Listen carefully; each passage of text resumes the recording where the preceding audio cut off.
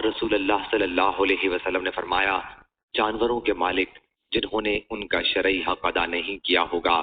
قیامت کے دن ان پر وہ جانور غالب کر دیے جائیں گے اور وہ اپنی کھروں سے اس کے چہرے کو نوچیں گے۔ اور بعض لوگوں نے یہ کہہ دیا کہ اگر ایک شخص کے پاس اونٹ ہے اور اسے خطرہ ہے کہ زکوٰۃ اس پر واجب ہو جائے گی، اور اس لیے وہ کسی دن زکوٰۃ سے بچنے کے لیے ہیلے کے طور پر اسی جیسے اونٹ یا بکری یا گائے یا دراہم کے بدلے میں بیچ دے تو اس پر کوئی زکوٰۃ نہیں۔ اور پھر اس کا یہ بھی کہنا ہے کہ اگر وہ اپنے اونٹ کی زکوٰۃ سال پورے ہونے سے ایک دن یا ایک سال پہلے دے دے تو زکوٰۃ ادا ہو جاتی ہے۔ صحیح بخاری حدیث نمبر 6958۔